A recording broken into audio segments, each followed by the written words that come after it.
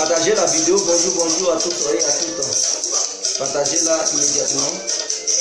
Comme le titre l'indique déjà, donc vous savez, voilà, déjà, vous connaissez le sujet en fait. Tout est déjà dans le titre.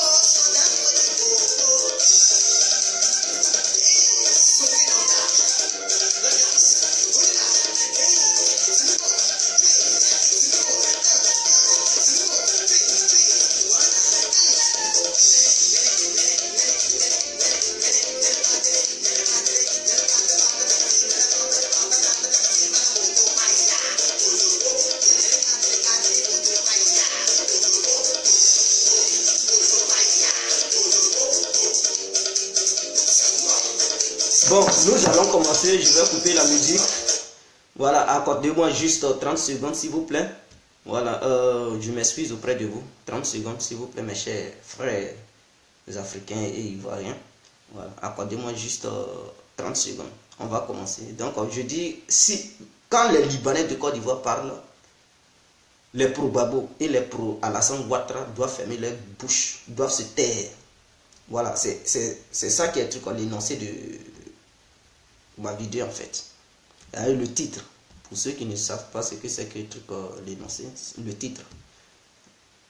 Quand les Libanais de Côte d'Ivoire parlent, les pro-Alassane Ouattara et les pro-Babo doivent fermer leur bouche. C'est très important. Je ne suis pas là pour délirer, mais je suis dans une logique. Voilà, et tout le monde doit le savoir. Tout le monde doit le savoir. Ok. Bonjour, bonjour mes chers frères africains et chères sœurs africaines. Pour ceux qui ne me connaissent pas, je suis l'incontournable bien complet tout terrain. L'homme dont on parle, l'homme qui n'a pas fourré aux yeux, l'homme qui ne lâche pas ses mots. Alors nous voilà à nouveau devant cette caméra pour venir sur la situation sociopolitique voilà, de la Côte d'Ivoire. Parce que dans ces temps-ci, je vois sur les réseaux sociaux, beaucoup sont là devenus anti-libanais en Côte d'Ivoire. Comme si ces gens-là ne vivaient pas en Côte d'Ivoire. Les Afou Keïta et beaucoup de cyberactivistes sont là dénoncer les Libanais. Oui, les Libanais sont ceci, les Libanais nous arrachent les marchés de Côte d'Ivoire, les Libanais ils ne respectent rien, ils ne respectent aucune loi, les Libanais sont ceci, voilà, la corruption, les Libanais sont corrompus. Mais frère, quand on parle de la corruption, d'abord, c'est-à-dire quand il y a une poudre dans ton œil, il faut chercher à l'enlever d'abord avant de chercher à enlever la paille qui se trouve dans l'œil de l'autre. Parce que quand on parle de corruption, la corruption n'a pas commencé par les Libanais. C'est entre nous les Noirs, entre nous les Ivoiriens, nous-mêmes là, parce que les Libanais eux-mêmes aussi ils sont Ivoiriens.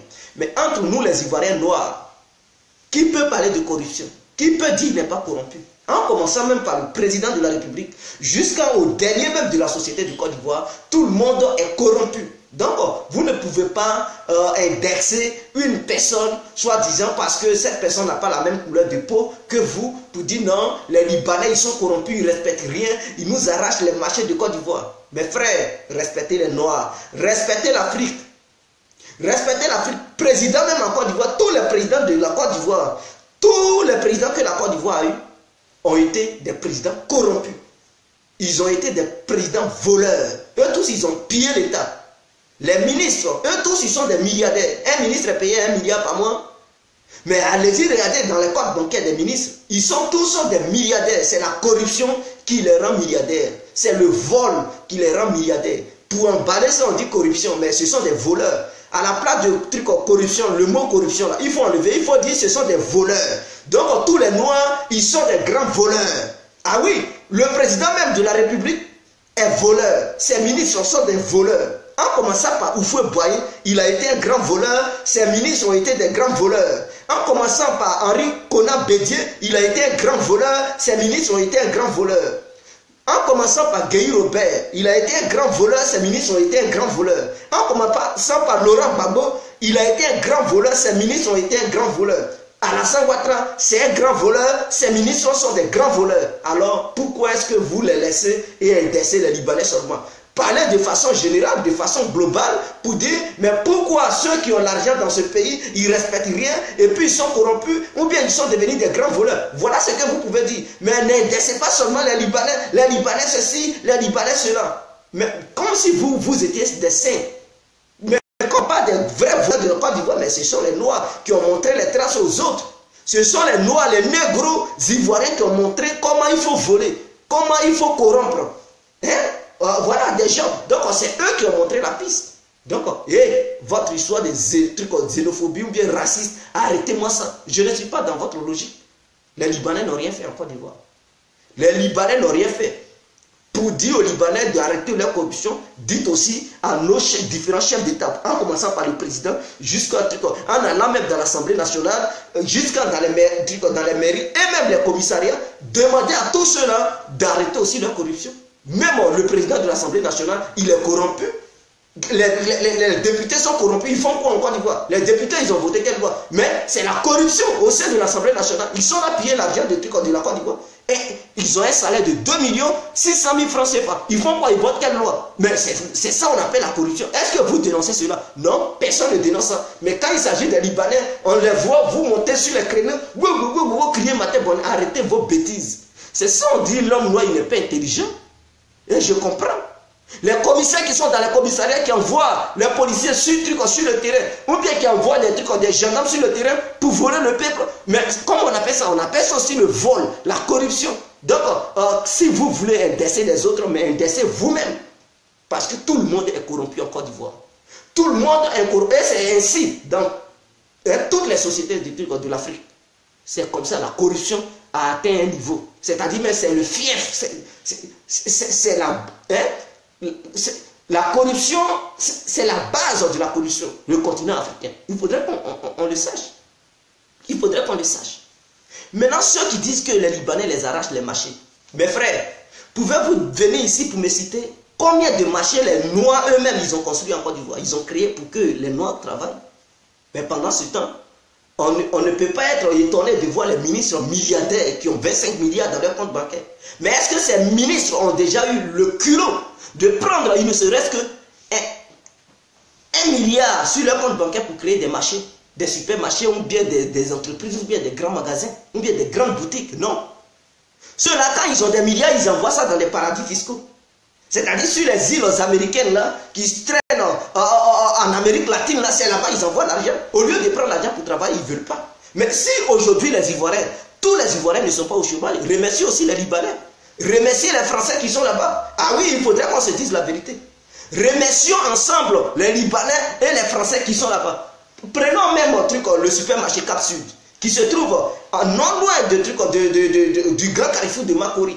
Quand vous dépassez le siège de Mouve et de, je ne sais pas si c'est de cause, quand vous dépassez ça en partant un peu, bon, c'est situé face au grand carrefour de Koumassi. Cap Sud. Quand vous prenez Cap Sud, mais qui a créé ça? Mais ce sont les Libanais. Et ce propriétaire, il est à Makori résidentiel, non loin de la maison de Donvaï. Ils sont collés, leurs maisons sont collées. Je sais où il est, je sais où il vit. C'est lui le propriétaire de Cap Sud. Quand la crise a commencé, les gens sont partis chez lui à la maison pour casser et piller sa maison. Il est là, à Makori. Non loin, sa maison et maison du Donvaï sont collées. Mais si vous savez combien d'Ivoiriens, combien de négros Cap Sud d'emploi, mais allez-y là-bas, allez-y visiter Cap Sud et vous allez comprendre combien de négros qui travaillent là-bas. Imaginons que tous les Libanais de Côte d'Ivoire décident de fermer tout ce qu'ils ont créé, mais attendez, le chômage encore va augmenter. Le chômage va augmenter. Combien d'emplois l'État ivoirien même a créé?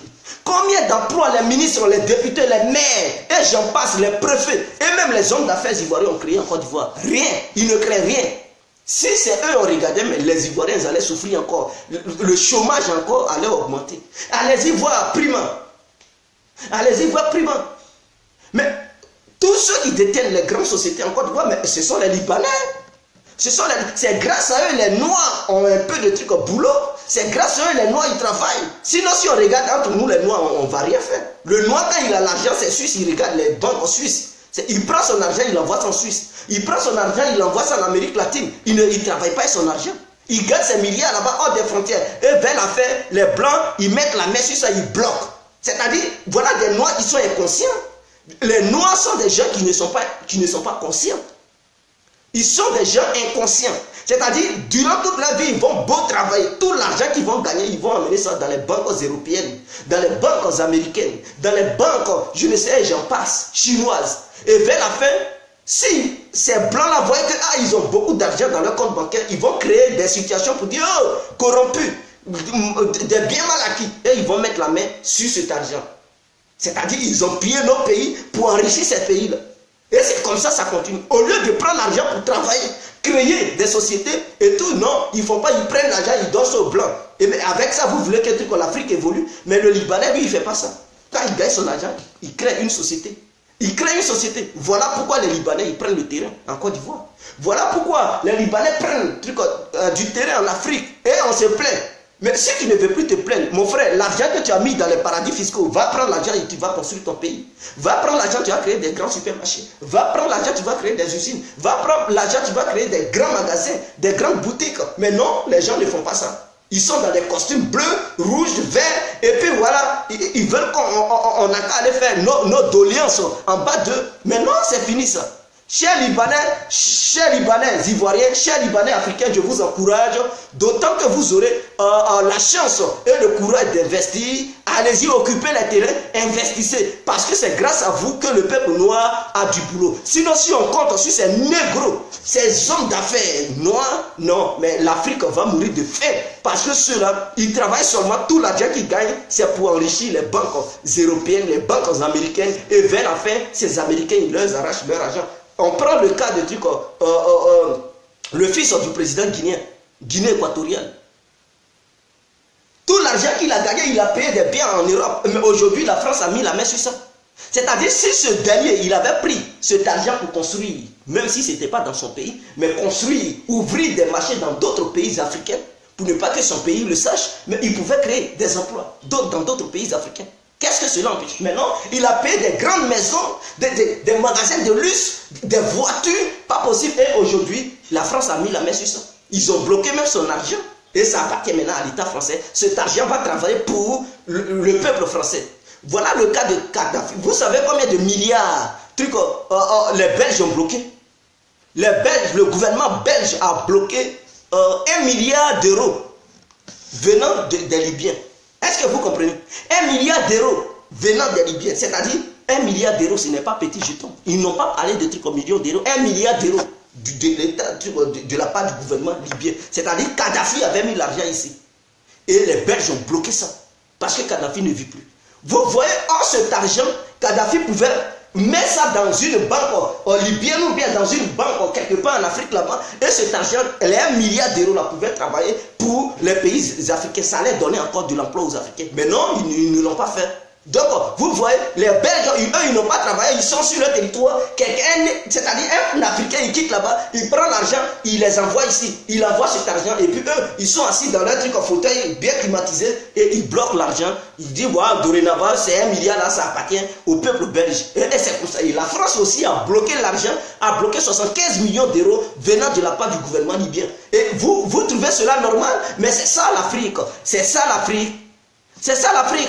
Même le truc, le père Ali Bongo, son père, l'argent, tout ce qu'il avait investi ici en Europe, mais les Européens ont bloqué. Ils ont bloqué parce que les Noirs ne travaillent pas pour leur peuple.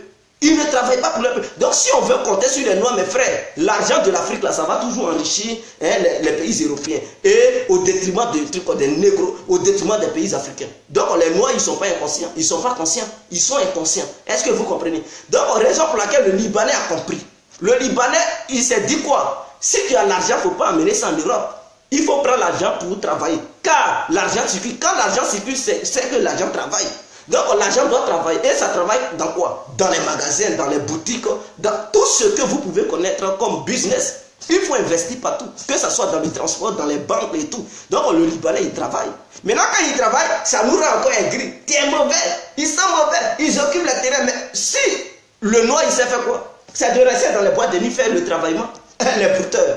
La preuve en est que les brouteurs. Est-ce que le noir, il pense à investir? Il ne pense même pas à investir. C'est-à-dire, il va rester sur l'ordinateur, taper, arnaquer les gens, ou bien aller pirater une banque, prendre une grande somme, mais une grosse somme, mais vers la fin, il fait quoi? Et oui, c'est moi, ils vont chanter son nom directement, ce dernier, il va aller se rendre dans une boîte de nuit, faire le travaillement. C'est des gens qui ne sont pas conscients. Mais est-ce que les Libanais, ils sont pas trucs inconscients comme nous. C'est des gens qui s'organisent. Ils se sont organisés. Ce sont des gens qui s'organisent bien dans la société. Ils se disent quoi? Ah, mais est-ce que trois brouteurs s'unissaient?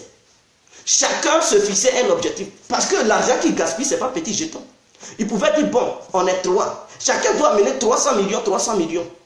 Et ouvrir un marché. Mais oui, ils vont ouvrir un marché, signer des trucs au commissariat pour ne pas que l'autre dépasse. Ils vont faire les mêmes dépenses et tous les revenus seront pour eux, les trois. Et donc, ces trois-là, ils seront des patrons. Ils vont employer des gens. Et tous les brouteurs, s'ils faisaient comme ça. Mais vous allez voir des marchés qui allaient pousser en Côte d'Ivoire. Mais non, ils ne font pas. Ils ne le font pas. Ils sont dans les boîtes de nuit partagées. Et si le Libanais paye le terrain pour faire « Oh, tu es mauvais !» Mais non, on n'a pas les mêmes pensées, mes frères. Toi, le négro et le Libanais, c'est différent. Et d'ailleurs, vous-même qui criez sur tous les toits, Libanais, là. Est-ce que c'est vous qui avez créé la Côte d'Ivoire?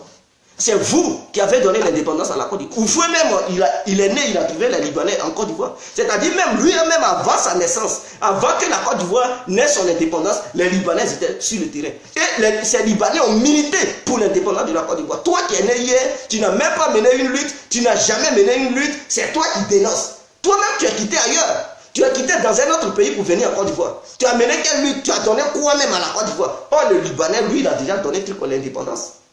Le Libanais a mené une lutte. Vous pensez que les Libanais de la Côte d'Ivoire, ils sont là, ils ne font rien? Non, ces gens-là, ils mènent des combats. Ils financent nos politiciens. Ils donnent de l'argent à nos politiciens. La preuve en est que il veut même dans l'une de ses vidéos, il a dit il y a un Libanais qui l'a financé pour faire le coup d'État. Mais si un Libanais a financé IB, il se battait pour qui? Mais il se battait pour Ouattara. Donc, si les gens doivent parler, les pro-Ouattara doivent fermer leur gueule. Est-ce que vous comprenez? Parce que les Libanais vous soutiennent.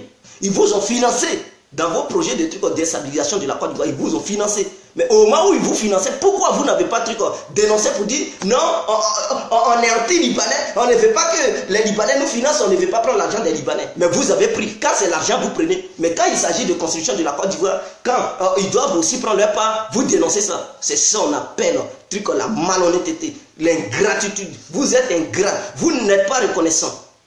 Vous n'êtes pas reconnaissant et vous devez arrêter ça immédiatement. Parce que ce soit du côté de Ouattara et de Gbagbo, tous les deux ont eu le soutien des Libanais en Côte d'Ivoire.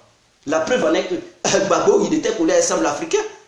Mais on vous a dit, il y avait des Libanais pour Gbagbo. Ah oui, quand la crise est arrivée, ces Libanais, d'autres ont fait la prison, d'autres, il fallait qu'ils fuyaient la Côte d'Ivoire. Ah oui, donc que ce soit du côté de Gbagbo, côté de Ouattara, tous les deux ont eu le soutien des Libanais de Côte d'Ivoire. Ils ont pris l'argent des Libanais. Donc, avant de critiquer ces gens-là, demandez à vos gens politiques de ne plus prendre l'argent dans leurs mains. Parce que eux, ils s'en vont prendre de l'argent dans leurs mains. Quand ils s'en vont prendre l'argent, qu'est-ce que vous dites? Vous êtes content parce que votre parti politique doit vivre. Mais quand il s'agit maintenant du partage du gâteau, non, vous dénoncez ça. On dirait des trucs. Mais non, arrêtez-moi ça. C'est de l'ingratitude. Ils ne font rien. Ces Libanais sont les mots de l'Afrique et nous ont tiré vers le bas.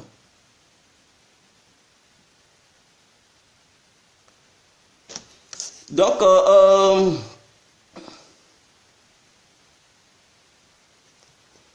vous devez comprendre, avant de critiquer ces Libanais, parce que tous les grands supermarchés de Côte d'Ivoire, à qui ça appartient? À qui ça appartient? Mais ça appartient aux Libanais, mes frères. Si ce n'est pas pour Blanc, c'est pour Libanais. Si ce n'est pas pour Blanc, c'est pour Libanais. Est-ce que vous comprenez? Regardez, prenez Cap Sud, Prima, prenez Okadeco.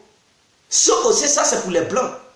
Mais quel supermarché un Noir a construit en Côte d'Ivoire? Est-ce que cela veut dire que les Noirs en Côte d'Ivoire ne sont pas des milliardaires? Mais non, mes frères. Allez-y voir dans le compte bancaire de Bédier, il y a des milliards. Mais Bédier a déjà pensé à construire un supermarché. Maintenant, ces milliards se trouvent hors de la Côte d'Ivoire. Et un jour, quand il va mourir, l'argent est resté comme ça. C'est-à-dire l'argent va appartenir aux Blancs. Ils vont prendre l'argent des Ivoiriens. Parce que Bédier, voilà des Noirs qui ne sont pas conscients. Des gens qui ne sont pas intelligents. Il prend l'argent, il est vu, au lieu de prendre l'argent, ramener ça en Côte d'Ivoire, non, l'argent en Europe. Quand il va mourir, les Blancs vont dire non, ils ne vont pas vouloir donner l'argent de Bédier aux enfants de Bédier. Ils vont bloquer, ils vont créer tous les arguments pour bloquer l'argent. Et l'argent va les appartenir. Pourquoi l'Europe devient riche? L'Europe n'a pas de matière première. Ce n'est pas parce que l'Europe nous pille seulement. Ce n'est pas ça. L'Europe non seulement nous pille, mais les Africains eux-mêmes, ils ne sont pas intelligents. C'est des gens, c'est des sous-hommes, c'est des gens irréfléchis. Des gens comme ça qui travaillent, ils pillent l'argent des Africains, ils envoient ça encore tranquillement. Ils donnent ça aux Européens pour dire, j'ouvre mon truc. Mais l'Européen, même si c'est l'argent mal acquis, lui, il ne peut pas parler, il te regarde. Même, il faut travailler à la sueur de ton front, lui, il te regarde. Quand tu vas mettre l'argent, il voit que l'argent est trop beaucoup, il va créer des trucs, il va dire, oh, t'es bien mal acquis, et il bloque ton argent. Tu vas faire quoi? Tu vas faire quoi? Tu vas remuer. Oh, ciel et la terre, rien, ça ne va nulle part, c'est eux. L'argent est chez eux, ils ne vont pas te donner un point, c'est tout. Tu vas devenir pauvre. Et c'est eux, ils vont prendre ton argent pour travailler avec. Voilà comment les pays européens deviennent riches. Et ce n'est pas des petites sommes. Ce sont des milliards que nos hommes d'affaires, nos hommes politiques, ils envoient ici. Si c'est des marques en Amérique, et on se plaint, l'Afrique en retard. Mais c'est nous-mêmes qui mettons l'Afrique en retard. Au lieu de prendre ces milliards pour travailler. Des gens qui ont au moins 40 milliards dans leur compte bancaire. Imaginons 40 milliards peuvent ouvrir combien de trucs au supermarché. Même ils peuvent prendre 1 milliard, investir 3 milliards même pour construire 3 supermarchés. Ou bien 2 supermarchés. 3 milliards, construire 2 grands supermarchés, ça peut employer beaucoup de personnes. Et les autres milliards, ils peuvent garder ça pour eux. Mais non, ils ne font pas. Ils gardent l'argent et après ils enrichissent les Européens. Et après, on va dire non, c'est Libanais. Mais le Libanais, il fait pas, il n'a pas les mêmes tactiques que le noir. Le Libanais, moi, j'ai vécu avec les Arabes. En Libye, chez l'Arabe où j'étais, chez lui à la maison, là, il a fait un coffre-fort dans son mur. Tous les jours, l'argent qu'il avait, il avait des milliers de paquets d'argent. Il attrapait ça comme ça dans son boubou. Quand il sort, il revient sur le bord. L'argent est rempli dans son boubou. Il met ça dans son coffre. Une grosse caisse comme ça. Bien blindé. C'est-à-dire, il a fait ça de telle sorte que si la maison prend le feu, pour ne pas que l'argent brûle. Donc là où il a mis, c'est un béton. Et la caisse même est très lourde. Et ils ont protégé ça à l'intérieur, anti-feu, anti-flamme. C'est-à-dire, quand il y a du feu, ça ne peut pas toucher l'argent, ça ne peut pas brûler l'argent. Et il a mis ça dans sa maison. Il a une clé. Et c'est automatique. Donc, ce dernier, il a mis son argent. Il dit, il ne faut pas, banque va bloquer son argent. Donc, il n'y a pas une banque ou bien un banquier qui va dire, non, comme ça ton argent est bloqué. Non, l'argent est chez lui. Le jour où il veut faire truc, il prend l'argent chez lui. Tout ce qu'il veut faire, c'est chez lui. Lui seulement et sa femme, c'est eux seulement qui connaissent le code de leur truc, de leur argent, où se trouve l'argent. Vous comprenez? Lui-même, il a son code personnel, son coffre-fort, et sa femme a son coffre-fort. Donc, lui, il maîtrise son code. La femme ne maîtrise pas le code de l'homme. Mais l'homme, il connaît le code de la femme et la femme a son propre code. Voilà. Donc, l'homme, quand il vient l'argent, il donne un peu à la femme, il met chez lui, il met son code. Mais ce qu'il va mettre chez la femme, lui, il connaît le code de sa femme. Et les deux, ils sont dans la maison. Je voyais l'argent qu'ils avaient. Tous les jours, je rentrais dans les chambres, je regardais aussi la télé, je voyais l'argent. Comment? Et je lui ai demandé, il dit, c'est comme ça fonctionne en Libye. Ils ne mettent pas l'argent comme ça dans les banques. Les pétrodollars, quand vous voyez les Saoudiens, souvent, chez eux, mais il n'y a pas un Européen qui va dire, je vais bloquer ton argent. Sauf les corrompus qui viennent en Europe, qui mettent l'argent dans leurs banques. Sinon, ceux même qui sont en Arabie Saoudite, c'est rare de les voir mettre l'argent dans des banques. Parce que quand tu mets l'argent dans une banque, à un moment donné, la banque, il peut créer une situation pour bloquer ton argent. Mais si ça est chez toi, mon frère, c'est bien garanti. Ou bien tu peux construire une maison au sous-sol. Tu fais chez toi un petit sous-sol où tu mets tout est bien. Donc tout est bien garanti. Personne ne va venir et ta maison est bien sécurisée. Voilà comment les gens y font. Et si un voleur rentre pour voler là, c'est problème. D'ici, il va prendre, la police va venir parce que le coffre-fort où tu as mis l'argent, pour déverrouiller le coffre-fort, mon frère, il faut assez de trucs. Hein. Il faut des techniciens, il faut assez de temps. Donc d'ici, ils vont finir leurs opérations. Il y a déjà eu un secours et ils seront maîtrisés. C'est comme ça. Il ne faut pas oublier qu'ils sont obligés de les déposer en Europe s'ils veulent une protection de l'Occident. M'a dit Dido, oui, peut-être c'est ça. Peut-être c'est ça. Donc, il y a eu beaucoup. Même au Bokassa Ier, l'empereur, l'ancien empereur centrafricain, Tout c'est bien, mais la France a bloqué. Mais voilà des gens qui ne sont pas intelligents. Mais le cas de Laurent Gbagbo, au moment où on disait oui, des biens mal acquis, et on cherchait dans les banques, s'ils trouvaient une somme, mais ils allaient bloquer. Vous pensez que les Blancs, la CPI faisait l'enquête pour faire quoi? C'était pour prendre l'argent et donner ça à l'État ivoirien, mais comment quoi? S'ils avaient trouvé une petite, mais ils bloquaient tout, et ça allait appartenir à l'Europe. Les pays européens, ils allaient partager ça entre eux. Et c'est comme ça que ça se passe. Donc si les politiciens africains ne voient pas clair, et qu'ils sont navrés, et que le peuple ne va ouvrir ses gros yeux là, on dirait yeux de trucs grenouilles, et si c'est pour dénoncer les Libanais, mes frères, je vous demande de repartir en arrière et mieux réfléchir, parce que ce n'est pas les Libanais. Les vrais responsables, c'est nous les Africains. Les Libanais, ils ont milité en Côte d'Ivoire. Ils ont donné l'indépendance à la Côte d'Ivoire. Même avant 1945, il y a déjà les Libanais en Côte d'Ivoire. Avant même la naissance du peuple Boigny, il y avait déjà les Libanais en Côte d'Ivoire. Avant 1960, la Côte d'Ivoire n'était pas encore la Côte d'Ivoire. C'est-à-dire c'était le drapeau français qui flottait sur la nation ivoirienne.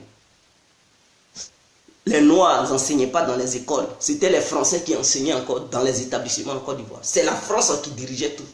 C'est-à-dire la Côte d'Ivoire était comme une propriété privée française se trouvant sur un territoire africain. De la manière, il y avait les pays, les Antillais en fait, les îles françaises et tout cela. Voilà, c'est comme ça, c'était la Côte d'Ivoire pour la France. Mais les Libanais ont aussi mené la lutte avec les anciens Ivoiriens, en fait que ce pays ait l'indépendance. Donc, cette petite indépendance que nous avons entre griffes, on doit aussi être reconnaissant envers les Libanais, mes frères. Ce n'est pas les Ivoiriens seulement qui ont mené la lutte. Ce n'est pas parce que nous sommes majoritaires et ils sont minoritaires qu'on va les négliger. Ce n'est pas parce qu'on sait que oui, le Liban n'est pas la Côte d'Ivoire, mes frères. Si un Ivoirien il part au Liban, est-ce que tu as mené la bataille du Liban pour donner l'indépendance aux Libanais? Toi, tu as mené quelle bataille là? Mais eux, par contre, ils ont mis la bataille pour te donner ton indépendance. Voilà la différence. Cela ne veut pas dire qu'il n'y a pas de Noirs dans les pays arabes. Il y a des Noirs. Allez-y en Arabie Saoudite, il y a des Noirs qui sont même chefs de certains bataillons dans l'armée. Ah oui, en Libye, il y a des Noirs qui font la loi. Dans tous les pays arabes, il y a des Noirs. Mais ces Noirs, ils sont quittés en Afrique. Ces Noirs sont quittés en Afrique, ils sont partis là-bas pendant des milliers d'années. Et donc, ils sont considérés au même titre que les autres qui sont des Blancs arabes. Mais ils sont des Noirs arabes. Donc, ces Libanais sont des Ivoiriens, voilà, des Ivoiriens blancs. Donc, on doit les considérer comme ça. Est-ce qu'en Amérique, il n'y a pas eu des Noirs? Mais il y a des Noirs. Il y a un Noir qui a été président de la République des États-Unis. Cela ne veut pas dire parce que ses parents ont mené la lutte pour que l'Amérique soit où elle est aujourd'hui. Pour que l'Amérique soit une première puissance. Les anciens parents de Obama ont mené la bataille pour que l'Amérique soit là où elle est. Donc Obama a bénéficié de ça. Donc les Libanais qui sont en Côte d'Ivoire, leurs parents ont mené la bataille pour le bien-être de la Côte d'Ivoire. On doit être reconnaissant. Et c'est grâce à eux aujourd'hui, le peuple ivoirien ne se lève pas. L'État est stable à cause des Libanais. Qui paye les cacao dans les brousses? Est-ce que ce sont les hommes d'affaires ivoiriens? Mais non, c'est encore les Libanais. Parce que l'homme noir, il est incapable. Ceux qui me regardent ici, ils savent de quoi je parle. C'est-à-dire, au village, là, quand vous faites traite de cacao, là, qui s'en va payer ça? Qui est un patron? Qui paye? Mais ce sont les Libanais. Un Ivoirien, un homme d'affaires ivoirien, s'est déjà engagé dans une affaire de cacao. Non, ils s'en foutent. Ils s'en foutent. Ils aiment les bureaux piller l'argent de l'État, envoyer ça en Europe ou envoyer ça en Amérique. Voilà ce qui se passe dans leur tête. Si c'est les hommes d'affaires ivoiriens, ils vont même pas le cacao. C'est-à-dire le cacao va pourrir en brousse. Remercions encore les Libanais qui, eux, ont encore pris cette initiative de payer le cacao. Mettre leur qui à la disposition du peuple, aller chercher le cacao non sec en brousse, ramener ça au village de façon gratuite. Et ceux-là vont sécher, c'est-à-dire même eux-mêmes, ils vous donnent des prêts. Si tu n'as pas d'argent pour cabosser ton cacao, ils te donnent de l'argent. Le jour, ils vont peser et tout. Voilà, ils vont enlever ce qu'ils t'ont donné comme argent. Voilà comment les gens ils font. Mais quel homme d'affaires ivoirien qui fait ça? Noir, un homme d'affaires noir ivoirien? Non, ce sont les hommes d'affaires ivoiriens blancs, entre guillemets, libanais, qui font ces genres de choses. Les anacades, l'anacade au nord, mais ce sont encore les Libanais qui sont engagés là-dedans. Alors, mais soyons reconnaissants à un moment donné. Imaginons tous les Libanais, bon, on ferme tous les grands magasins des Libanais. Vous savez combien de Noirs qui vont aller au chômage? Vous savez, mais le gouvernement sera renversé immédiatement. Parce que tous ceux-là seront au chômage et ils ne vont pas accepter. Parce qu'ils sont habitués à travailler. Directement, ils vont se révolter contre le gouvernement. Ça sera le désordre total. Et combien d'années le gouvernement va prendre pour créer des emplois? Mais ça va être dur pour le gouvernement. Parce que d'ailleurs, le gouvernement ne travaille pas pour donner de l'emploi. Ce sont des sociétés privées comme les Libanais qui donnent de l'emploi aux jeunes. Non seulement ils prennent nos soeurs comme des nounous, ah oui, pour travailler à la maison. Quand une Ivoirienne, elle travaille chez un Libanais, elle a un bon salaire. Par contre, quand elle travaille chez un négro Ivoirien, non, mais c'est 10 000, on la balance chaque fin du mois. Qui peut dire le contraire? Toutes les filles qui travaillent chez les Libanais, elles sont bien payées. Mais celles qui travaillent chez leurs propres frères noirs, elles sont mal payées. C'est 10 000 francs ou bien 20 000. Or, une fille qui travaille chez un Libanais, peut-être le Libanais donne au moins 45 000 francs par mois, 50 000 francs par mois, 60 même, d'autres arrivent à 60 000.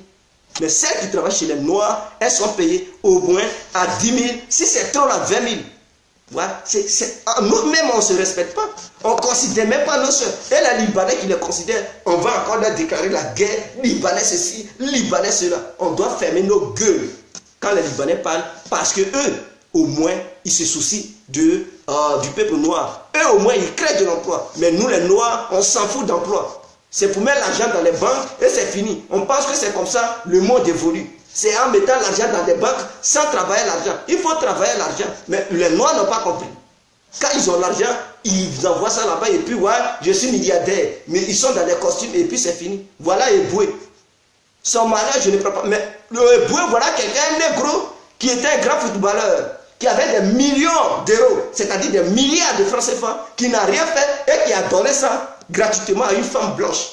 Mais il ne pouvait pas prendre cet argent pour créer des sociétés en Côte d'Ivoire, des supermarchés, des grandes boutiques. Mais non, il n'a pas fait ça. Parce que lui, ce sont les banques qui vont multiplier l'argent. Il a donné ça. Donc tout son travail, c'est pour blanc. Il a donné ça. Il a eu la chance qu'aujourd'hui, la Turquie encore l'a rappelé, a signé un bon contrat avec lui. Lui a confié en tant qu'entraîneur d'un club turc, donc il va encore se rattraper. C'est une seconde chance. Mais il a compris la leçon. Et tous les autres joueurs de la Côte d'Ivoire et africains, s'ils ont de l'argent, ils n'ont qu'à commencer à investir en Afrique. Si tu ne veux pas investir en Côte d'Ivoire, tu es un joueur ivoirien, tu ne veux pas investir en Côte d'Ivoire parce que de peur, faut pas, les Ivoiriens vont casser ce que tu as. Il y a plusieurs pays africains. Tu peux investir dans n'importe quel pays africain. Il y a plusieurs pays africains. Tu peux viser un pays pour dire ici, là, je veux. Il ne faut pas investir dans un seul pays. Tu investis ici. Comme Samuel Eto'o, il investit à peu près dans tous les différents pays. Là, comme ça, si le malheur t'arrive en Europe, parce qu'ils peuvent vous créer des ennuis. Une petite fille peut venir, elle peut te séduire, tu couches avec elle, elle va aller porter plainte, il m'a violé. Et oui, les blancs, comme ils savent que tu as des milliards, ils vont te traquer jusqu'à... C'est-à-dire ton compte bancaire doit être vide avant qu'ils ne te laissent.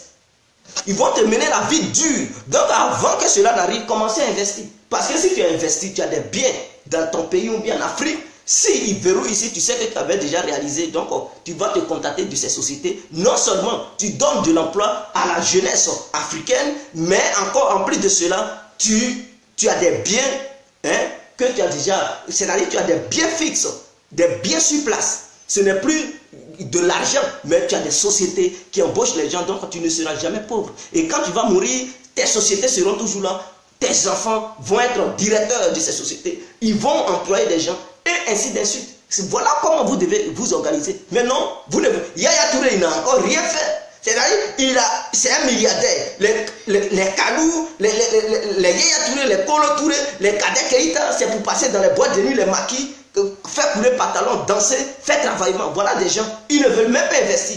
Et quand demain, le problème va les arriver là où ils sont, ils vont prendre leur argent, c'est pour faire des vidéos, pour dire non, je regrette. Mais non, mon frère, tu ne peux pas regretter. Tu es un milliardaire, voilà la route, va investir en Côte d'Ivoire. Si tu investis là-bas, qui va encore bloquer tes biens, tes sociétés pour dire Kadé a fait comme ça, Kolo Touré a fait comme ça, Yaya Touré a fait comme ça, Didier Drogba a fait comme ça. Non, investissez. Drogba aussi, au lieu d'investir, il est là, bon, il a créé, je ne sais pas, une petite école, il a créé un petit dispensaire, mais ce n'est pas encore fini. Il faut créer une grande société au nom de Didier Drogba, Babade, sur une grande rue qui peut, voilà, attirer le monde entier. Tu peux prendre au moins 4 milliards de francs CFA et construire une grande société. au nom de Didier Drogba. Là, comme ça, au moins, si les Américains, ils t'ont affaibli là-bas, parce qu'à un moment donné, ils peuvent te créer des ennuis. S'ils t'ont affaibli là-bas, tu sais que tu as déjà ta société fixe sur place. Encore, ils ne vont pas quitter là-bas, aller bloquer ta société. Ah oui, là, les Ivoiriens ne vont pas les laisser faire. Donc, ta société sera sous ton contrôle, sous le contrôle de ta famille. Et donc, tu sais que tu n'as pas perdu. Tu sais que tu as joué le ballon, tu as coulé la sueur, mais tu as réalisé quelque chose qui est la société. Et quand tu vas voir, tu seras fier. Donc, je demande à tous ces hommes d'affaires, à tous ces grands footballeurs de la Côte d'Ivoire, et même d'ailleurs en Afrique, d'aller investir avant qu'il ne soit trop tard. Parce que quand le blanc, il sait que tu as beaucoup d'argent, tu as des milliards, ou bien des milliers de trucs, millions d'euros, ils font tout. Ils vont te piéger avec une petite fille, te créer des ennuis que tu n'as jamais croisés sur ton chemin, et tu auras des vrais problèmes. Tu auras des vrais problèmes dans ta vie. Donc, c'est un conseil.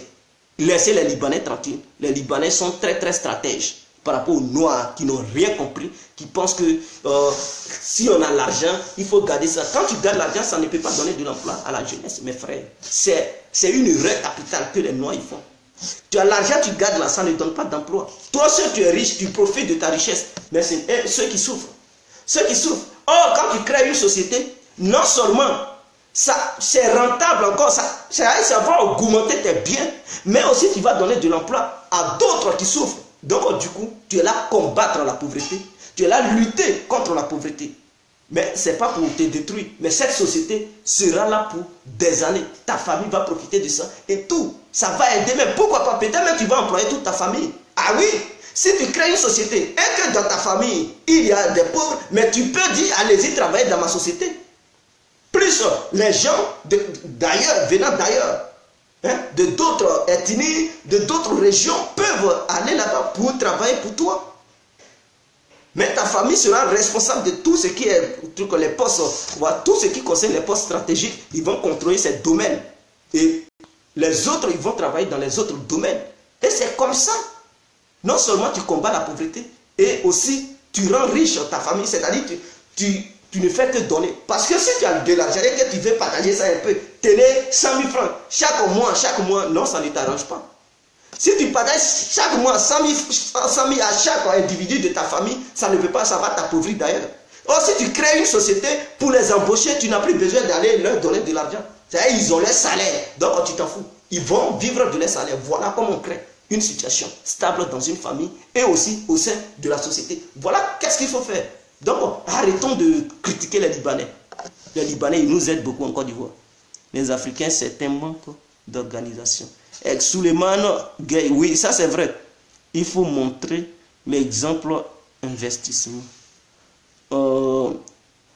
et de volonté, mon frère. Oui, Franck Kwasi, Dadier Yang Li. Voilà, donc c'était ça ma vidéo de ce matin. Et donc c'est pour dire aux uns et aux autres de laisser les Libanais tranquilles, parce que les Libanais, ils nous aident beaucoup en Côte d'Ivoire. Voilà, c'est grâce à eux, nos soeurs ne sont pas au chômage, nos frères, beaucoup de nos frères ne sont pas au chômage. Beaucoup sont au chômage, certes, mais beaucoup ne sont pas au chômage. Vous comprenez? Voilà, beaucoup ne sont pas au chômage à cause de ces Libanais qui ont eu l'audace et l'intelligence d'investir dans le commerce. Vous comprenez, dans le commerce. Donc, eux, ils sont plutôt dans le commerce. Vous comprenez? Ils sont dans le commerce. Donc, encourageons-les. Et même si nous aussi, on peut les défier, il faut faire la concurrence. Ils sont dans le commerce. Si on est trop fâché, on n'a qu'à les défier dans le même commerce. C'est là où on va voir. Il faut défier, il ne faut pas être aigri contre l'autre parce que l'autre a investi et donc toi, tu ne veux pas. Oh, pourtant tu as les moyens pour investir, mais tu ne veux pas investir et tu es aigri contre l'autre. Et ce n'est pas bien. Tu es trop fâché, il va aussi investir pour montrer à l'autre que non, ce n'est pas lui seul qui peut investir. Ce n'est pas lui seul qui peut avoir des magasins, ce n'est pas lui seul qui peut avoir des boutiques, des supermarchés, et que toi tu es capable. Ce n'est pas lui seul qui peut employer le peuple, et que toi aussi tu peux être patron, tu peux être PDG d'une société, et tout. Voilà comment on veut. Voilà comment on veut. Mais non, on ne veut rien faire, et on est contre eux, on est aigri. Arrêtons ça. Arrêtons ça. La haine. L'aigreur, arrêtons ces choses. Ça ne peut pas faire avancer l'Afrique. Au contraire, on devrait dire aux Libanais, investissez beaucoup. Parce que ces choses-là, ils ne vont pas prendre ça pour aller au Liban. Et d'ailleurs, ils sont déjà ivoiriens. Ceux-là, ils sont ivoiriens déjà. Ils sont eux, ils étaient là-bas. Beaucoup d'entre nous, nous, on est nés, on les a trouvés là-bas. On les a trouvés là-bas. On ne sait même pas comment la Côte d'Ivoire était avant. Et qu'est-ce que eux ils ont joué là-bas? Peut-être leurs histoires, les gens ne relayent pas ça dans les livres. Ils ne nous apprennent pas ça, mais ces gens-là, je sais qu'ils ont joué un rôle capital au sein de notre pays. Pour le bien-être de notre pays, ils ont milité aussi. Ils ont milité et ils ont mené des actions. Mais c'est parce qu'on n'explique pas ça au peuple. Raison pour laquelle beaucoup d'entre nous sont bornés, qui ne veulent rien comprendre. Il faut expliquer le vrai rôle de ce que ceux-là ont fait. Ceux-là, ils financent nos hommes politiques. Ils financent nos hommes politiques. Ce sont les hommes d'affaires. Ce sont les élites de la Côte d'Ivoire. Ces gens-là. C'est eux qui sont... Dans chaque pays, il y a des élites. En Côte d'Ivoire, les élites ivoiriennes, il y a des Libanais, il y a des Noirs. Mais les Noirs, les élites noires refusent d'investir. Mais par contre, les élites blanches acceptent d'investir. Raison pour laquelle c'est eux qui occupent le terrain. Mais les Noirs ne veulent pas les défier. Les Noirs, ils aiment plutôt la politique, rester dans les costumes, piller les milliards. Voilà. Donc, il y a chaque domaine de corruption. Eux, ils veulent sur le terrain et tout ça. Nous, on voit ça en France. Mais quand ceux qui sont dans le gouvernement, ils font la corruption, nous, on ne regarde pas ça.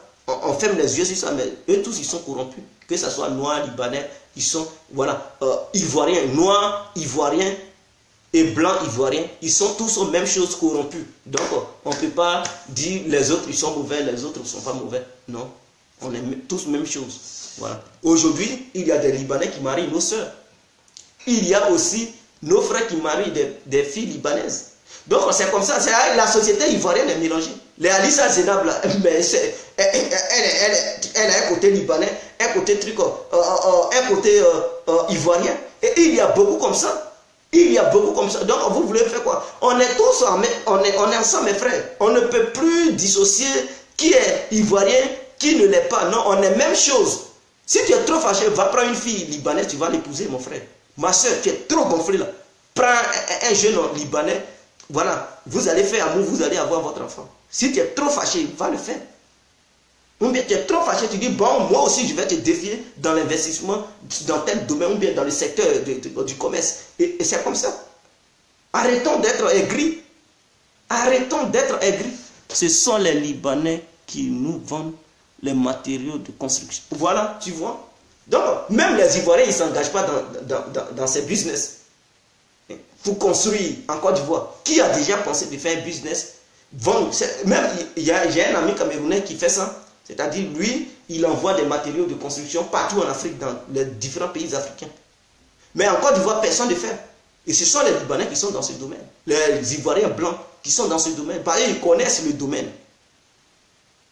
Ouais, si tu veux construire un immeuble, lui, eux, ils sont en partenariat avec certaines grandes sociétés européennes, avec qui ils signent des accords, et ils envoient ces marchandises. Maintenant, eux, ils ont leur gombo là-dessus. La société européenne aussi a ses gombos.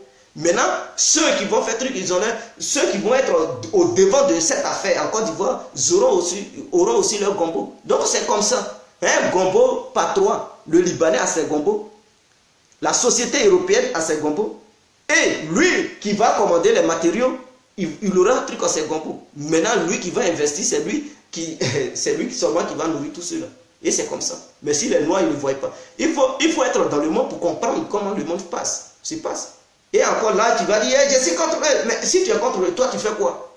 Tu fais quoi? Qu'est-ce que tu fais? Est-ce que tu essaies de les défier un jour? Non, tu préfères passer ton temps dans les boîtes de nuit. Oui, l'homme Saga, oui, il est le puissant.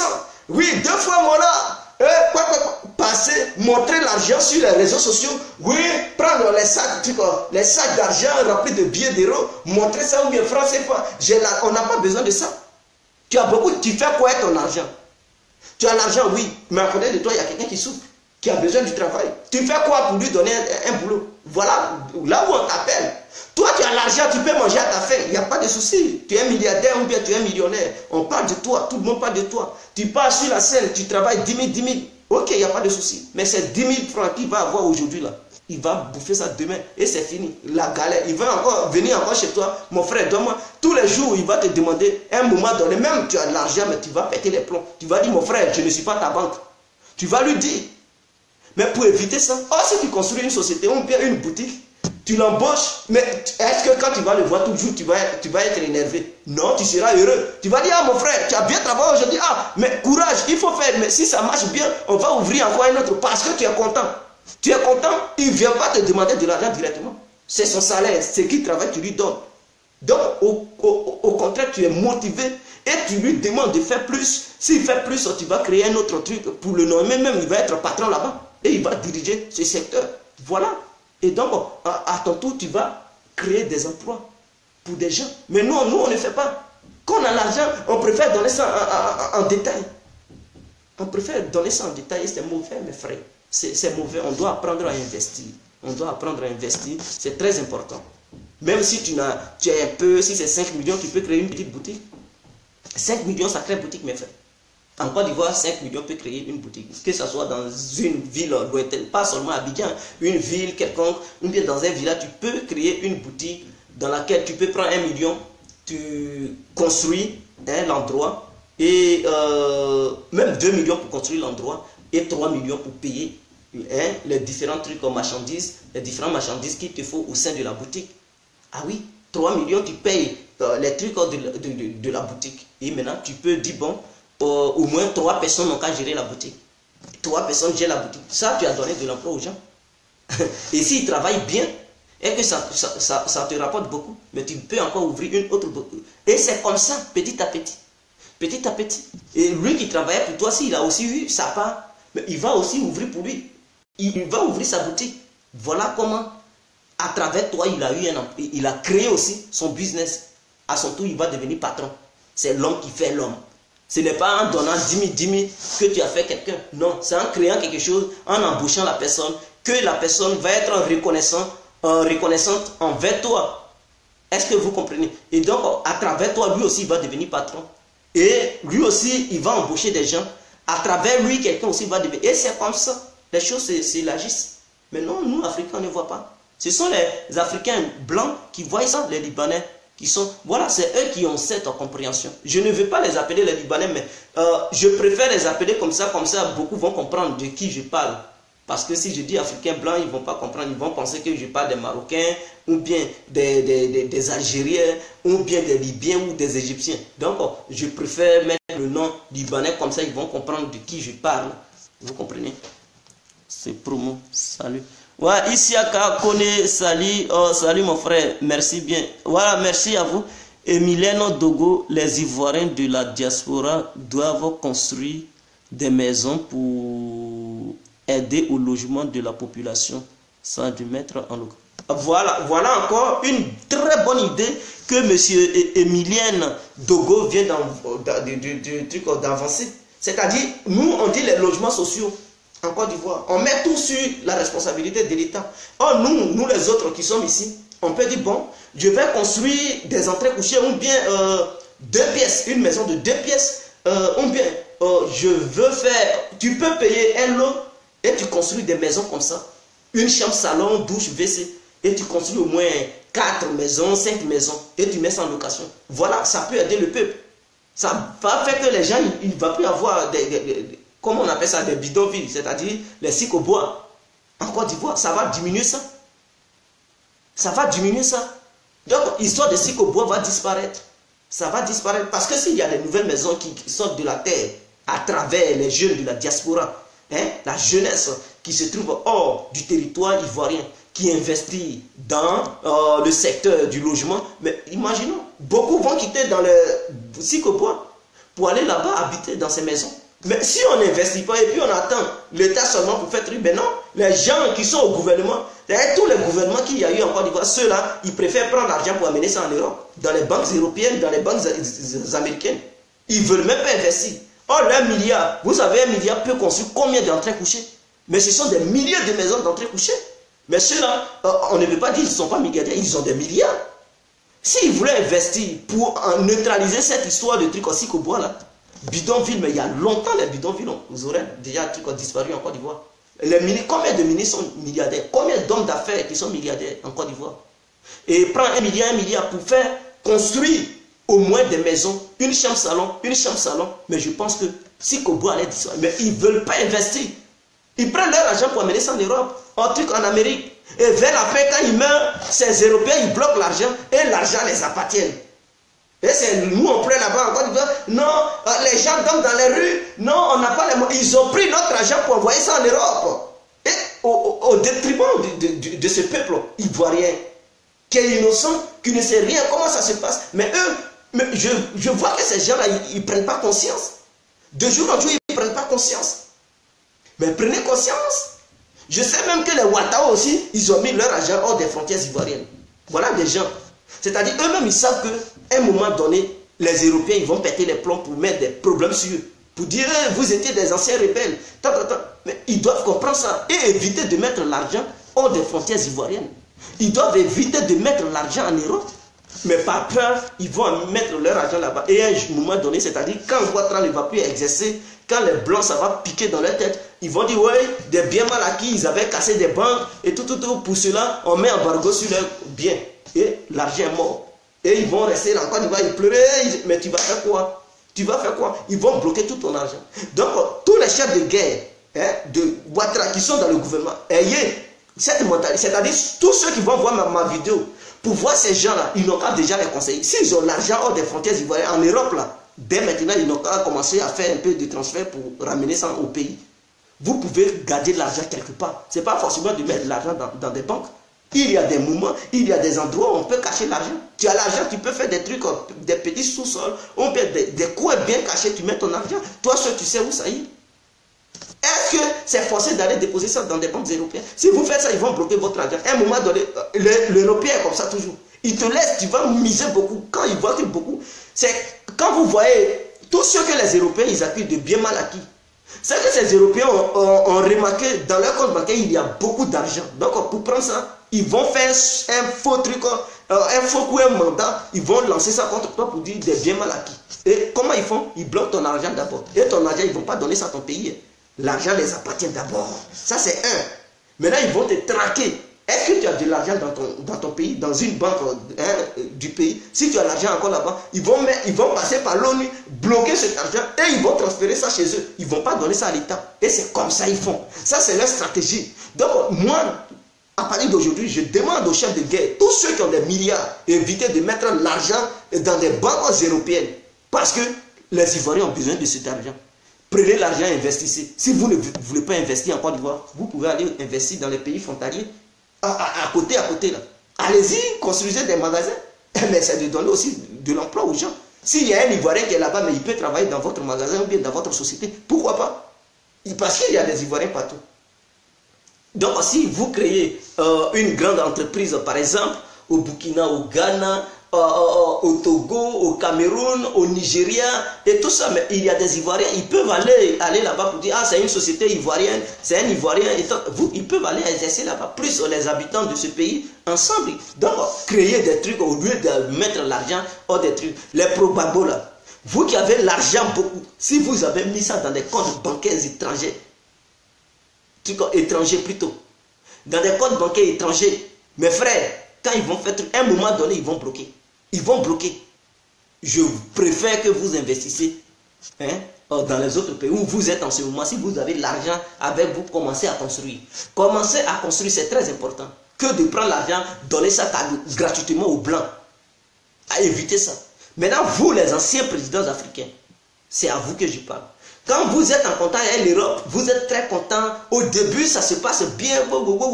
L'Europe vous protège. Vous êtes les chouchous des Européens. Mais vers la fin, là, à la fin, là, ça tourne mal. Et à un moment donné, ils bloquent votre argent. Pourquoi ne pas prendre cet argent dès maintenant pour commencer à construire des sociétés et tout ça? Vous pouvez mettre ces sociétés, vous pouvez créer ça, mettre le nom de quelqu'un sur ça. Mais en réalité, c'est pour vous. C'est pour vous. Quelqu'un, il fait le travail, mais c'est vous qui êtes le truc derrière, c'est vous qui êtes les patrons. Et ça se passe en Afrique, ça sera en Afrique. Vous êtes les patrons, mais vous mettez quelqu'un devant qui va réaliser les trucs. Donc, automatiquement, ils ne vont pas vous voir, ils vont penser que c'est l'autre qui l'a fait. Mais c'est vous qui êtes derrière, et c'est votre société. Ça y est, en votre nom. Tous les documents, c'est vous qui signez ça. Et c'est clair. Pourquoi vous prenez l'argent pour donner ça? Les brutaux aussi, vous là, je vous parle. Évitez de partager l'argent dans des trucs. Mais les diguer à qui vous donnez l'argent, moi, je ne suis pas contre. Voilà, vous leur donnez de l'argent parce qu'ils veulent aussi avoir un peu. Mais s'il vous plaît, il y a beaucoup même qui sont avec vous dans les boîtes là, qui s'en vont boire, qui n'ont pas aussi de l'argent. C'est-à-dire ils souffrent même pour aller. Et quand ils vous voient partager l'argent, ça leur fait mal. Ça leur fait mal. Pourquoi ne pas créer des petits trucs, des petits trucs pour donner de l'emploi à ces gens-là? Par exemple, quand vous partez au palais de la culture, tous ceux qui sont assis comment on appelle ça, au sein de ce palais pour assister à ces événements ou différents événements, je ne sais pas comment on appelle ça, les artistes qui viennent chanter et tout ça. Mais ce n'est pas eux tous qui sont riches. Il y a des chômeurs, beaucoup qui sont là-bas. Peut-être il y a d'autres filles, leurs copains, qui ont payé leur ticket pour venir. Oh, ces filles, elles veulent du boulot. Il y a même certains copains qui n'ont rien. Mais ce sont les filles, leurs copines qui ont payé leur ticket. Mais eux aussi, ils ont besoin du boulot. Mais quand ils vous voient partager l'argent comme ça, ils ne savent pas comment faire. Ils disent, ceux-là, ils travaillent. Si je pouvais aussi avoir du travail, pour travailler comme ça et avoir les moyens que ceux-là, ils avaient. Mais si vous commencez à investir, créer des emplois, mais ceux-là, ils vont aussi travailler. Ils seront heureux. Ils seront heureux. En Afrique, si ce n'est pas le garçon qui a l'argent, c'est-à-dire si le garçon a l'argent, la femme n'a rien.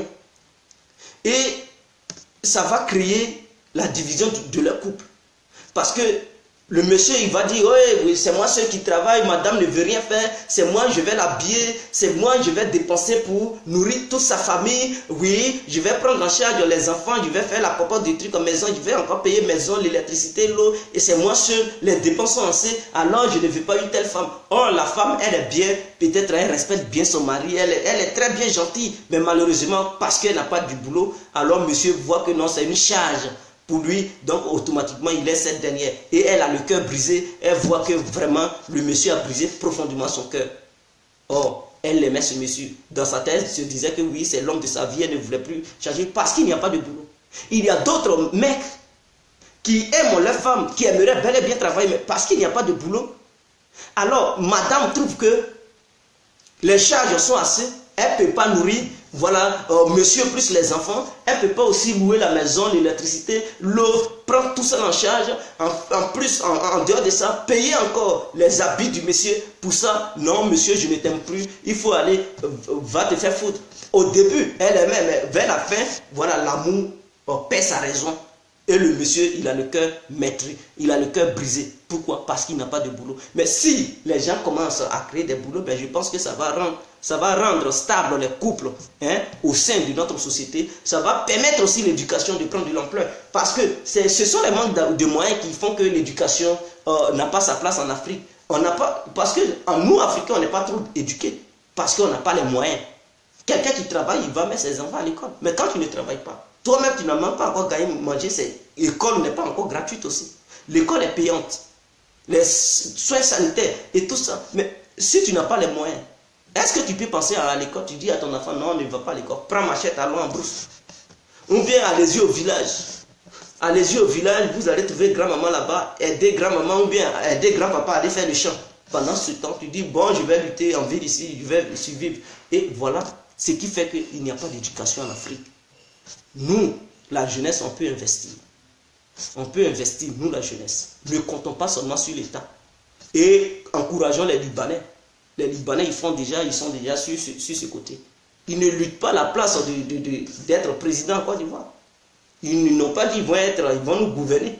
Ils n'ont pas dit qu'ils vont être ils vont devenir les différents présidents de Côte d'Ivoire. Même s'ils veulent être aussi députés, mais pourquoi? On peut leur donner la chance de député. Mais tout le monde peut être député. S'ils veulent, en Europe, ici, dans les parlements européens, il y a des étrangers, des Africains qui sont venus ici, qui ont eu la nationalité, qui se sont imposés, qui sont des députés, mais qui ne sont pas des présidents.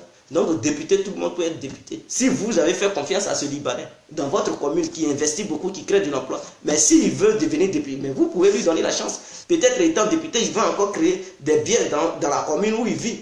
Mais pourquoi on vient dans la ville où il vit? Pourquoi? Et nous, les Noirs, même, on fait quoi? les Noirs qui sont les députés noirs qui représentent les communes ou les villes, ils font quoi pour ces endroits, pour ces lieux? Ils font rien. Ils sont là-bas, les gros ventres, boivent le vin, voilà, fumer le cigare ou bien hashish, et puis c'est fini, ils font rien. Chaque fin du mois, ils prennent leur salaire. Mais si les Libanais veulent, donnons-leur la chance pour voir de quoi ils sont capables. Parce qu'eux, ils ne sont pas dans ces différents secteurs, mais ils créent déjà de l'emploi. Donc, donnons aussi la chance à ces gens-là pour voir de quoi ils sont capables. Est-ce que vous avez déjà voté un maire libanais? Mais peut-être si vous votez un maire libanais, il va développer le commerce parce que ça, c'est leur domaine. Ils aiment bien le commerce. Le secteur commercial peut émerger dans votre région ou bien dans votre ville. Pourquoi? Mais les Noirs, ils font quoi? Lui-même, il est maire, il ne vit même pas dans la ville. C'est-à-dire qu'il vit dans une ville voisine ou bien dans une commune voisine.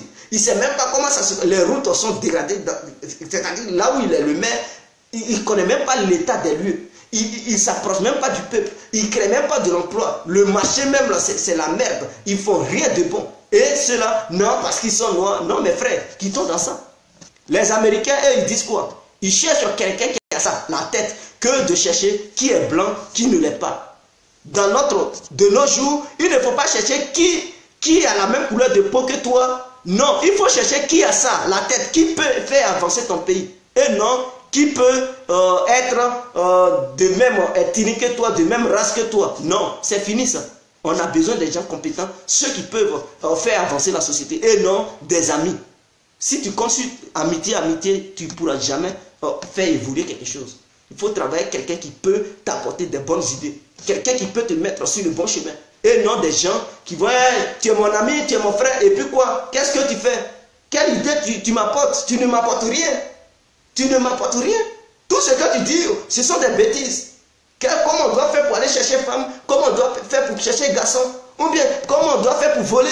Mais tu n'envoies aucun projet. Comment on doit faire pour aider ceux qui sont les plus démunis pour avoir leur pain, leur gagne-pain? Non, tu ne m'apportes pas ces idées. Mais tu me donnes de n'importe quoi. Mais mon frère, je ne peux pas travailler avec toi. Même si lui qui est là, il est blanc, il est arabe, il est quoi, chinois, s'il m'apporte des bonnes idées, je vais travailler avec lui.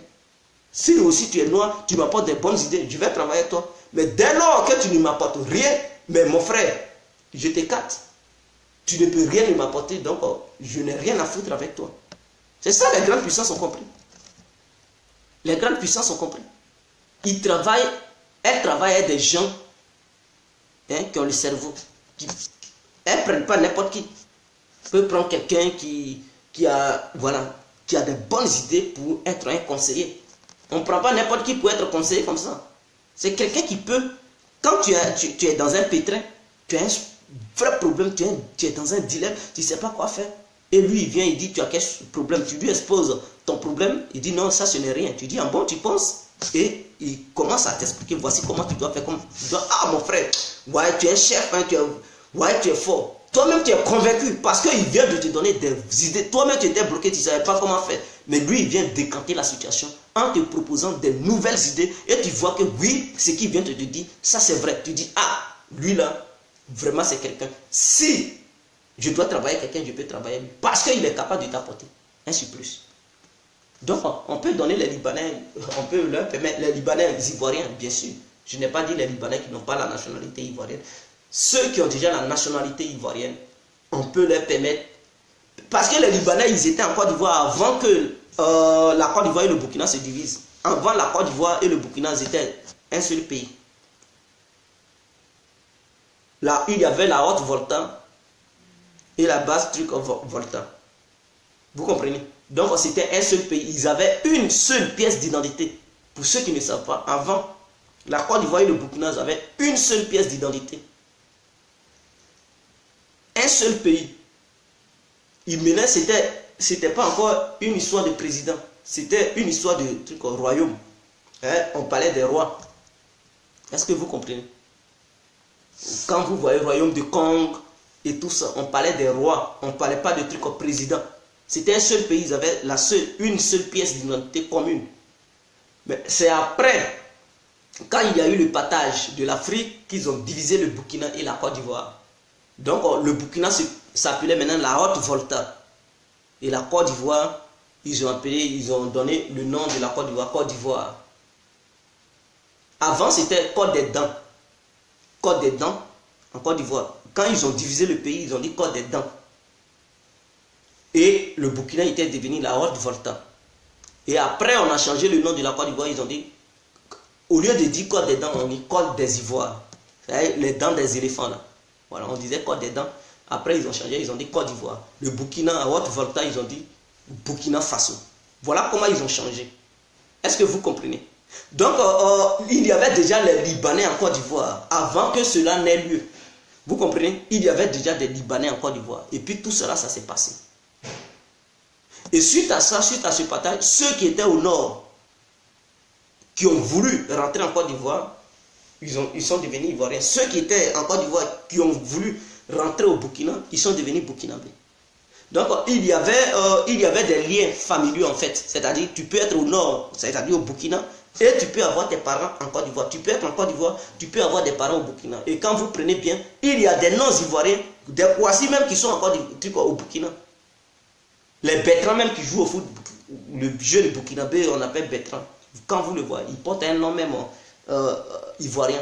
Et ils sont beaucoup. Il y a des Kofi, il y a des Kwame, et tout cela. Ils sont au Burkina là-bas. Ils sont au Burkina, ils portent ces noms. Donc il y a des noms ivoiriens qui se retrouvent au Burkina. Il y a des noms burkinabés qui se retrouvent en Côte d'Ivoire. C'est pour vous dire, c'est l'histoire. Donc ceux-là, ces anciens Libanais ont vu tout cela lorsque l'Afrique se départageait. Eux, ils étaient là. Ils étaient là, sous leurs yeux, ils ont partagé l'Afrique. Donc eux, ils avaient déjà la nationalité. Ils ont vécu, à leurs yeux aussi, d'autres pays, beaucoup de pays d'Afrique ont eu leur indépendance. Donc eux, ils étaient déjà là avant tout ça. Donc autrement, ils sont africains. Ils sont ivoiriens aussi.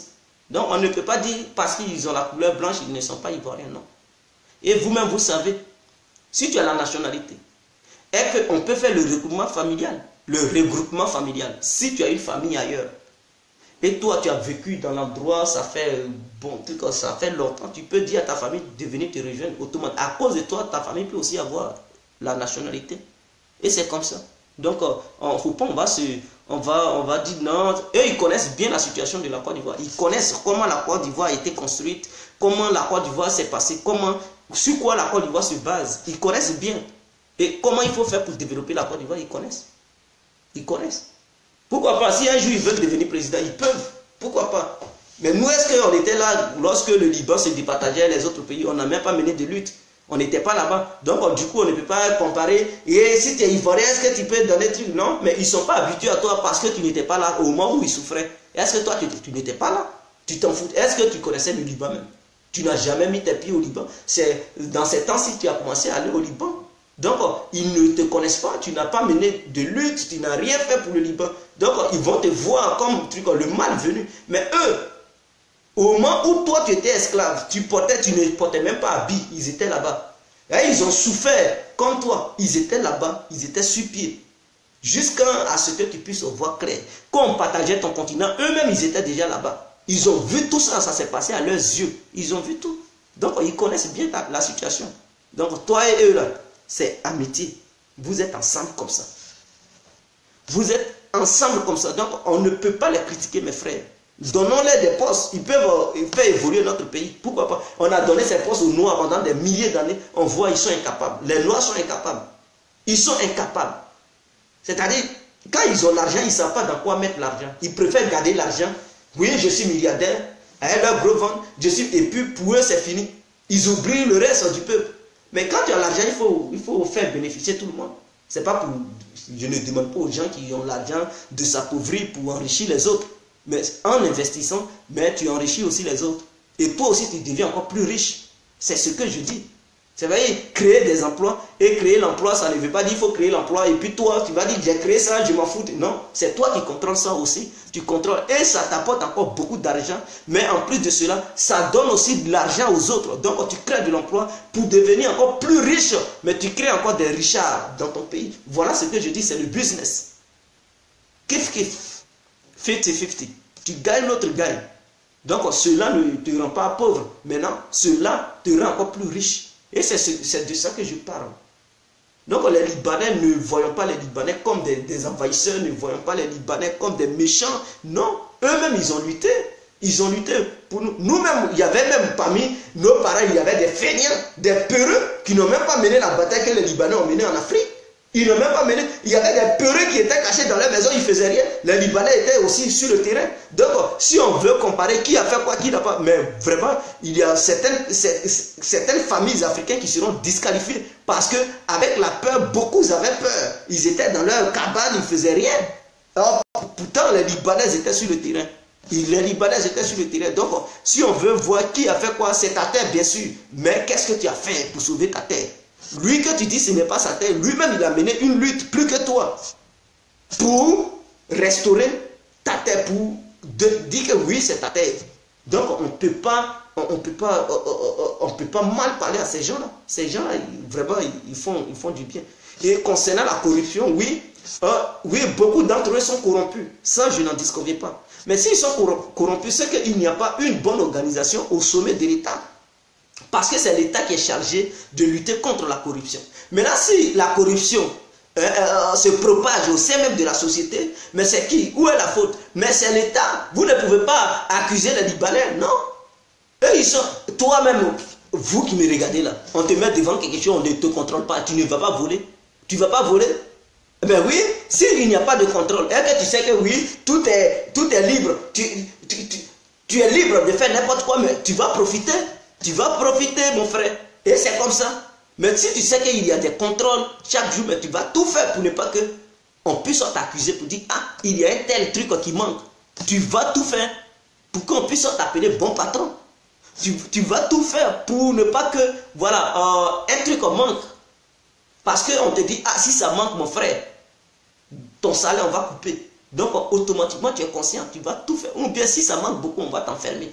Donc, automatiquement, tu as peur, cette peur de voir ton salaire être tranché en deux. Ou bien, cette peur de te voir au nyouf, automatiquement, tu es déjà conscient de ce qui va t'arriver au cas où il y aura un petit truc qui va manquer.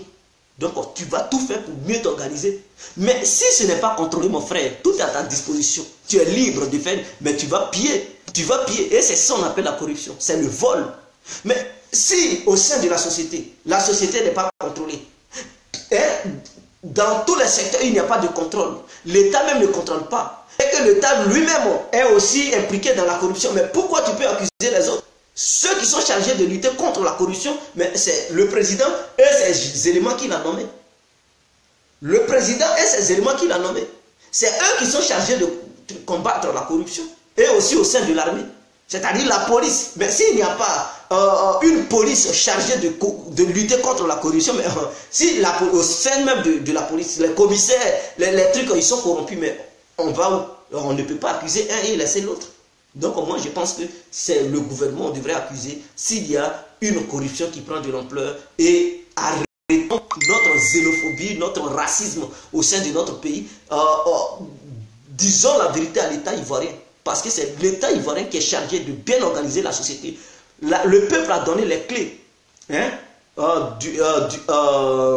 du gouvernail du pays au président de la République. Maintenant, c'est au président de la République de prendre des personnes responsables pouvant respecter les règles de la société et mieux situer la société. Donc nous, en tant que peuple ivoirien, nous avons donné les clés à Alassane Ouattara. Pour dire Ouattara, à partir d'aujourd'hui, tu es le guide des Ivoiriens. C'est-à-dire les Ivoiriens te nomment comme leur président. À toi de satisfaire le peuple. Il ne faut pas laisser la corruption être propagée partout. Il ne faut pas laisser le peuple dans la faim.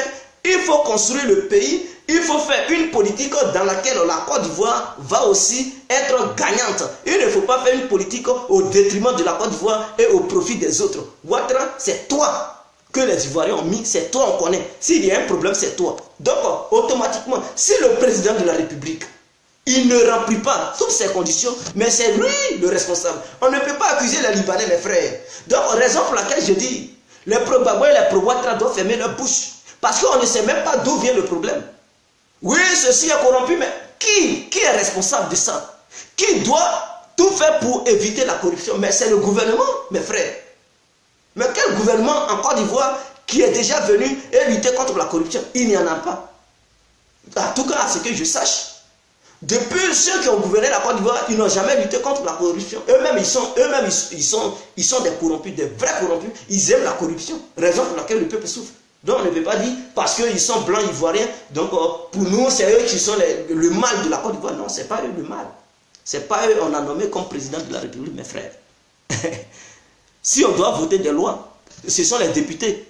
Tu as nommé qui? C'est les Libanais qui votent les lois à l'Assemblée nationale. Ce n'est pas Libanais, mon frère.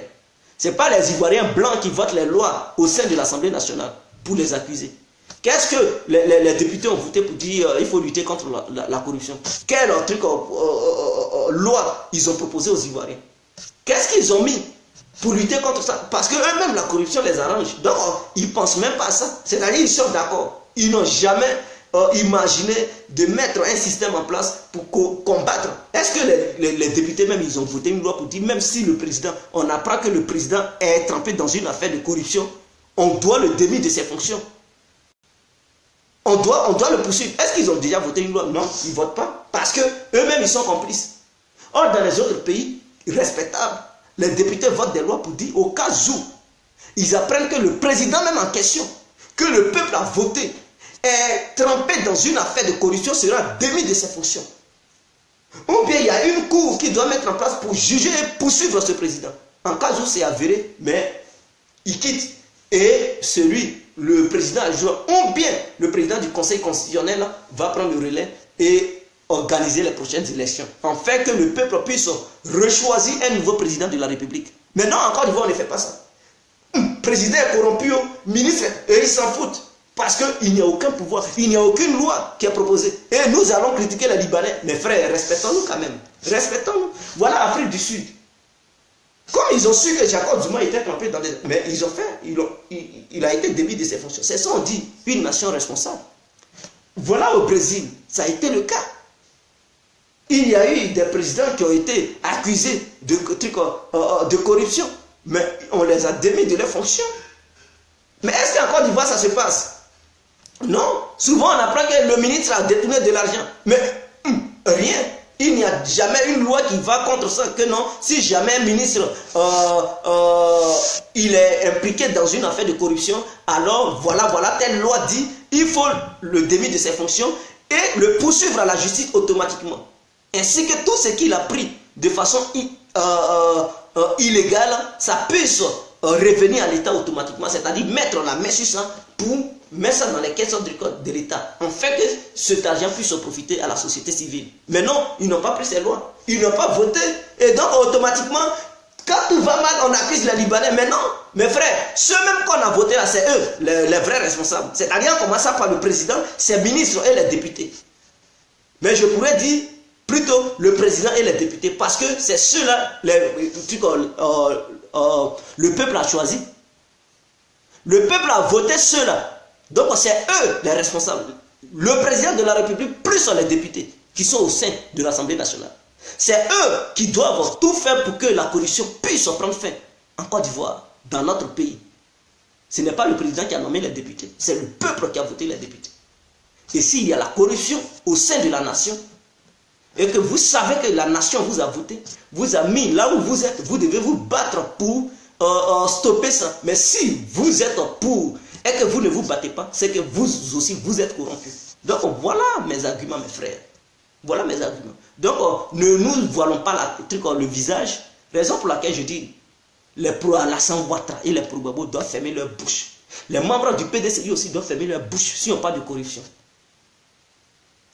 Parce qu'il y a au sein de l'Assemblée nationale des membres du PDCI, RDR, FPI, gouvernement, PDCI, RDR, c'est eux qui gouvernent. Maintenant, si on parle de corruption, eux aussi ils vont parler. Mais qui a voté le président? Qui a mis le président de la République? Qui a voté ces députés-là? Qui les a votés? Mais je pense que c'est nous encore. Maintenant, s'il y a corruption, c'est-à-dire on fait comme si on ne les voyait plus et on accuse d'autres. Maintenant, tu les as votés pour faire quoi? Quel était ton intérêt de les mettre, d'aller dans les urnes et dire oui, j'ai choisi lui là comme mon député? Ton intérêt c'était de faire quoi? Ah oui, j'ai choisi lui là pour qu'il soit mon président de la République. Ton intérêt c'était pour faire quoi? Ah, c'était pour danser bébé, tu voulais les voir danser bachengue ou bien couper, décaler au zouglou, libérer en zouglou. Mais c'est pour te défendre, c'est pour lutter contre la corruption, la pauvreté, voilà, donner de l'emploi aux gens, voilà, créer les bonnes conditions, le système éducatif, et dans tous les domaines, dans tout ce que tu peux imaginer. C'est à cause de ça que tu les as élus, comme président, comme député. Maintenant, s'ils ne remplissent pas ses fonctions, ses tâches, mais tu ne peux pas accuser quelqu'un d'autre. Au contraire, si l'autre fout la merde et qu'il n'est pas inquiété, c'est que c'est ceux-mêmes que tu as élus, c'est eux le problème. Ou bien les problèmes. Il faut taper dur sur eux. Il faut t'orienter vers là-bas, il faut les taper dur.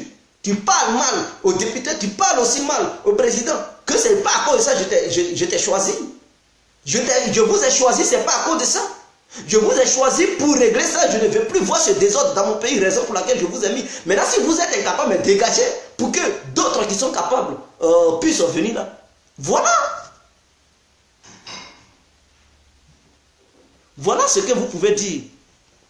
J'ai refusé de corrompre.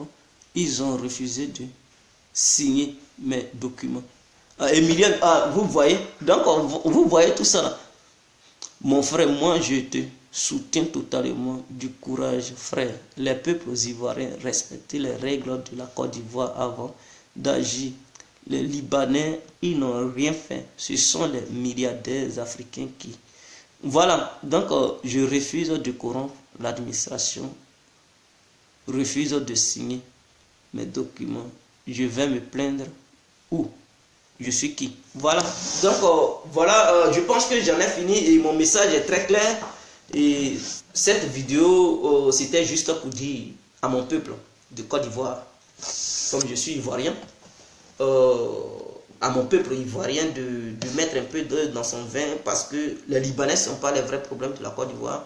Le vrai problème de la Côte d'Ivoire, c'est nos hommes politiques que nous votons quand nous partons dans les urnes pour nous défendre, pour voter des lois, des bonnes lois pour le bien-être du peuple, et qui sont incapables de voter ces lois. Le président aussi qui est incapable de contrôler tout ça. Voilà, c'est eux, les députés et le président de la République, qui sont à la base, ainsi que les maires, parce que nous votons aussi les maires, les députés et le président de la République. Ces trois organisations, ce sont ces trois organisations qui sont à la base du malheur de notre pays. Donc s'il y a le désordre aujourd'hui, c'est à ceux-là qu'on doit s'adresser, aux députés, aux maires et au président de la République. Si le président a choisi une fausse équipe qui ne sait pas faire truc, mais c'est le président. Nous, on ne connaît pas les ministres. Parce qu'on n'a jamais été dans les urnes pour dire, oui, tel ministre, on te vote, tu as tel poste. Non, c'est le président qui choisit son premier ministre, et par la suite, le premier ministre, lui aussi, il choisit ses ministres qui lui sont favorables, avec qui il peut travailler. Maintenant, s'ils ne font pas le poids, mais c'est qui? Mais c'est le président de la République qui sera concerné. Maintenant, si en Côte d'Ivoire, il n'y a pas de bonnes lois pour protéger le peuple, pour lutter contre la corruption, pour le bien-être de la vie sociale ivoirienne, mais qui sera responsable? Mais ce sont les députés, parce que c'est eux, nous avons voté pour s'occuper de ce côté-là. Maintenant, dans les villes, si les villes sont sales, les communes sont sales, mais on a voté qui? Mais ce sont les maires. C'est à eux qu'on doit s'adresser, mes frères. C'est eux qui sont chargés de s'occuper de la propriété, de l'insalubrité des villes. S'il y a des déchets et tout ça, c'est eux qui doivent réunir les conditions, les marchés et tout ça, pour s'occuper de tout ça. Mais s'ils ne font pas le poids, c'est eux. Ce n'est pas les Libanais, mes frères. Vous comprenez? Donc, c'était mon point de vue. À vous de me contredire pour dire complètement c'est faux et tout ça. Et pourquoi je mens? Ok. Si je mens, vous pouvez me dire pourquoi je mens. Si aussi ce que je dis c'est vrai, ok. Si vous êtes du même avis que moi, c'est bien. Mais si vous êtes contre mes propos, vous pouvez me dire pourquoi vous êtes contre et pourquoi vous pouvez me confronter à mes propos ou bien argumenter vos visions pour que je puisse, parce que je ne vais pas tout connaître. Voilà. Donc ce que je dis, si c'est faux, vous pouvez me dire complètement pourquoi je mens, voici tes limites et voici ce qu'on devrait faire. Donc il ne faut pas, voilà. Je dis, ok, si tu aussi dis la vérité, que je suis convaincu d'une part de ce que tu dis, ok. Mais si tes arguments ne sont pas convaincants, je dirais non mon frère, ce n'est pas ça. Et je vais aussi te faire comprendre ma position. Donc voilà. C'est la corruption qui me dérange en Côte d'Ivoire. Emilien Dogo, ouais, donc c'est ça le vrai problème, la corruption. Mais bon, ceux qui sont chargés de lutter contre ça, eux aussi ils sont complices. Donc du coup, on ne peut pas accuser un camp et laisser un camp. Vous voyez. Voilà, parce que ceux qu'on a voté, c'est à eux, on doit s'adresser directement. Voilà, si tu as construit ta société et que tu nommes un directeur de cette société pour diriger la société, et que cette société ne fonctionne pas bien, ce n'est pas les employés, tu ne peux pas aller t'en prendre aux employés. Toi, tu as affaire avec lui que tu as nommé comme le directeur de la société. Si la société ne va pas, ça ne marche pas, mais c'est à lui que tu vas t'adresser.